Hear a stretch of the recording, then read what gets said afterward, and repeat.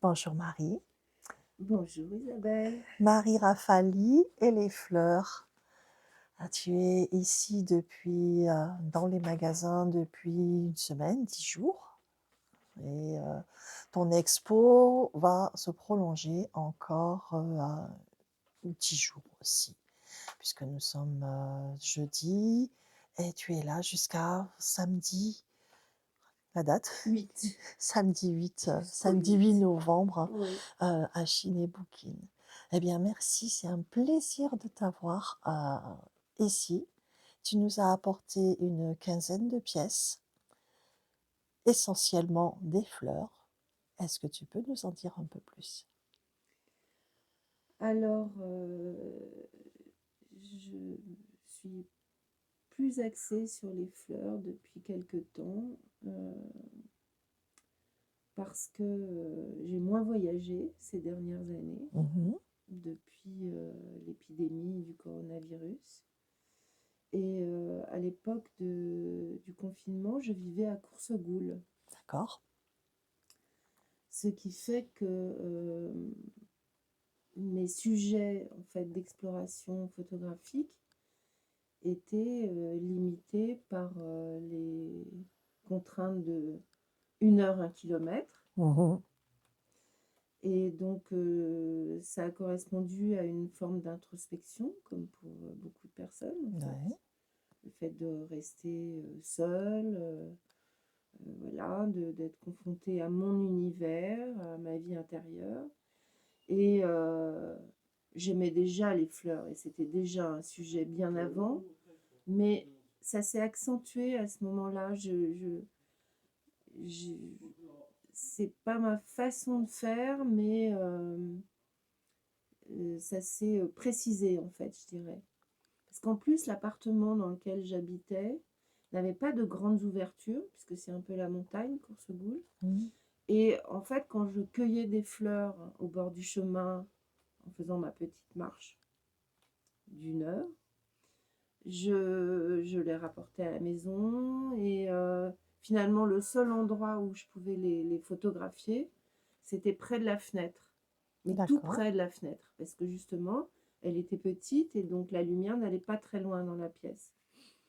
Et parce que je photographie toujours en lumière naturelle. Pas de projecteur? Jamais, jamais d'éclairage annexe, artificiel.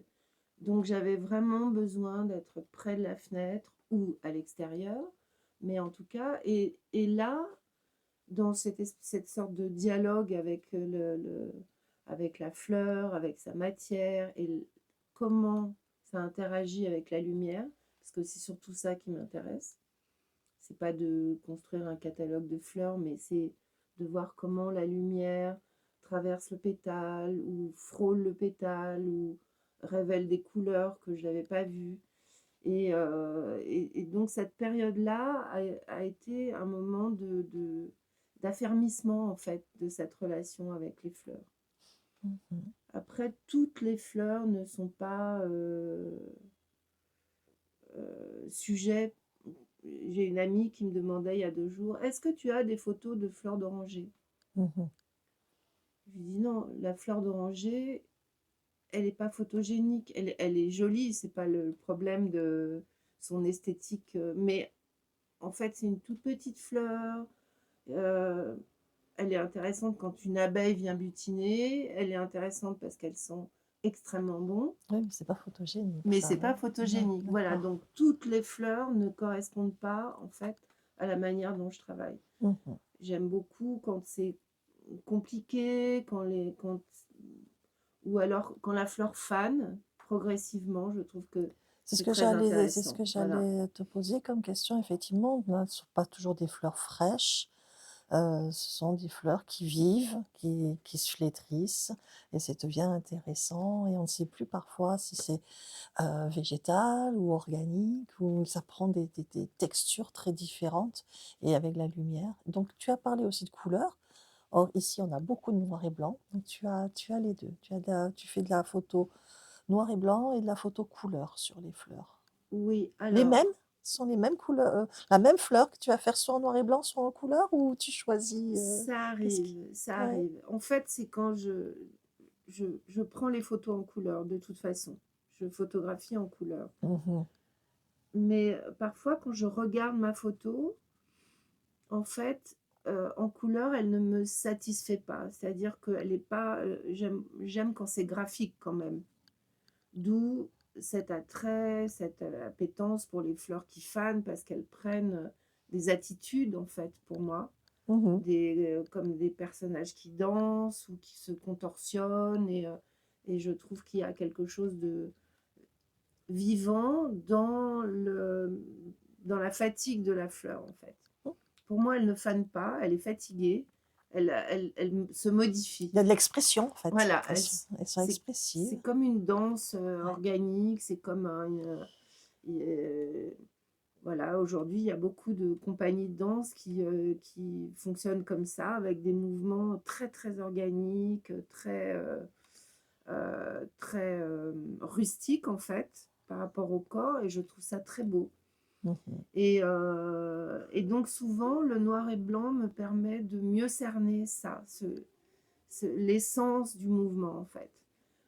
Mais de temps en temps, la couleur est incontournable, comme quand j'ai travaillé sur le bouquet de pavots, je me sentais obligée de leur rendre hommage en couleur parce que c'était tellement, pour moi, extraordinaire de Mmh. voir ces fleurs.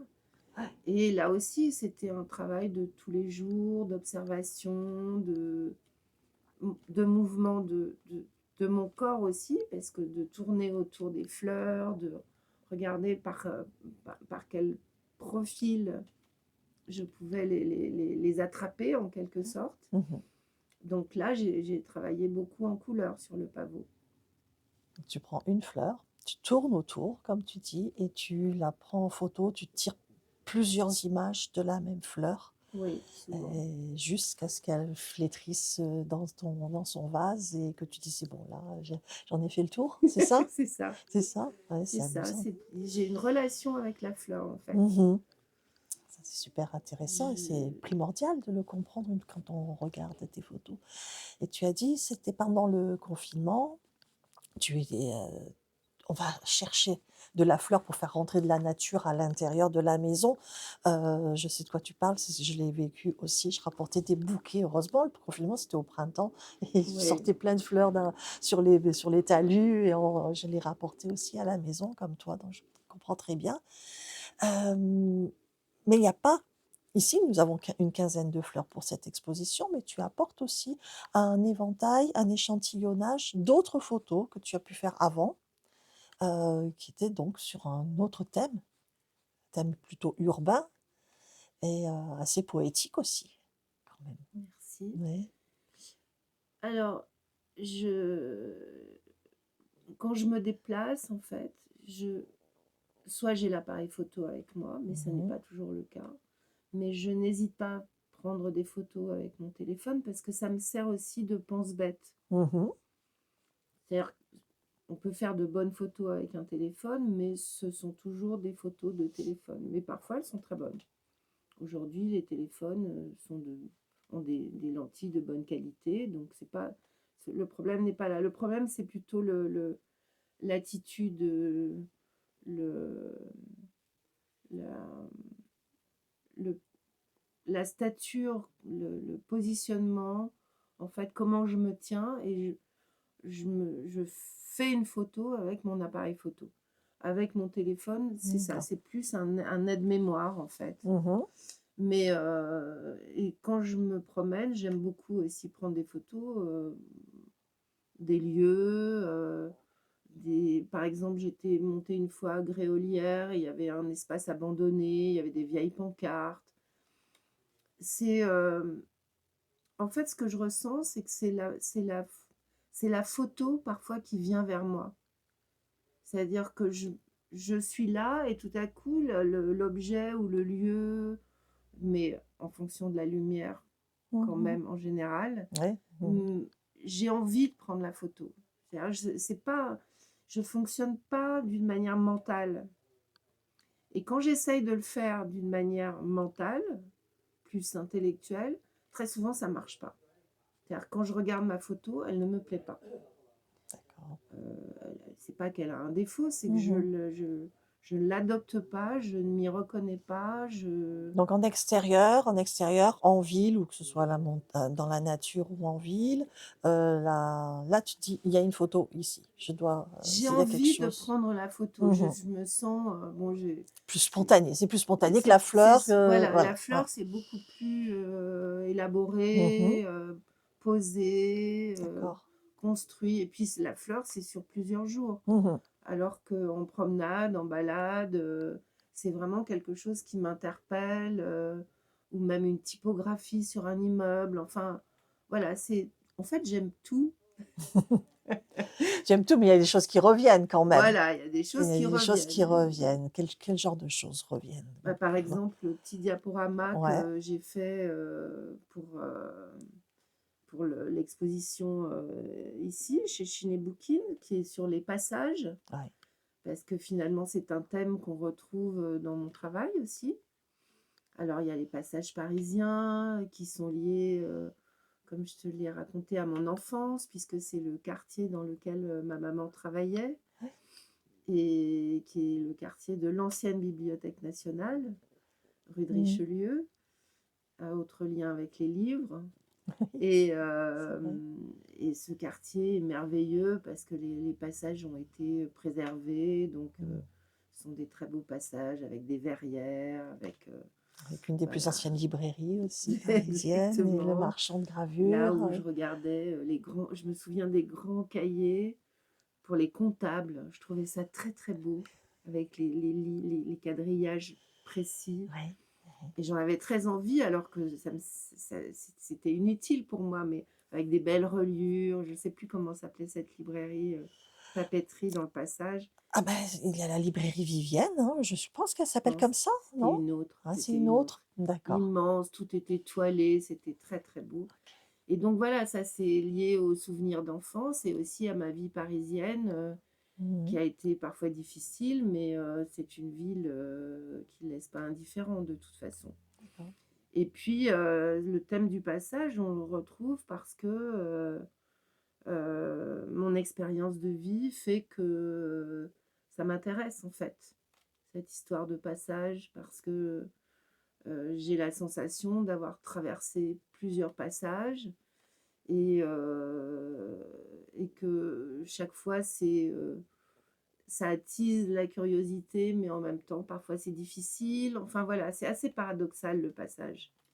C'est-à-dire qu'on a bien envie d'aller voir ce qu'il y a plus loin Mmh. et il peut être très étroit et escarpé, mais parfois on est coincé dedans, donc il faut avancer. Mmh. Donc voilà, le passage, Intéressant. c'est vraiment, philosophiquement, je trouve, très intéressant et donc quand il y a un passage devant moi, ça m'appelle aussi.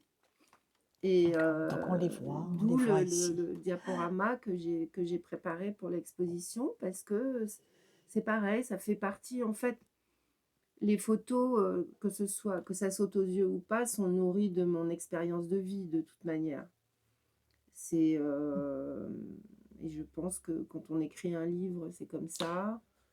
Bien sûr. Voilà, donc chaque fois qu'on a une production artistique, Mmh. quelle qu'elle soit, c'est la personne qu'on est au moment où on travaille. On parle de création, mais il y a quand même l'expérience et la sensibilité du vécu qui fait Voilà, que, l'œuvre se crée. voilà, Ouais. donc on est toujours, enfin moi je suis toujours dans mon image. Après, parfois il faut enfin il faut, c'est pas forcément évident. Et j'ai une amie un jour qui m'a dit quelque chose que j'ai trouvé très beau. Elle m'a dit: «Non mais oui, mais tu laisses l'autre, en fait, interpréter ton image». C'est-à-dire elle, ce qu'elle pense, c'est que je n'impose pas la compréhension de mon image.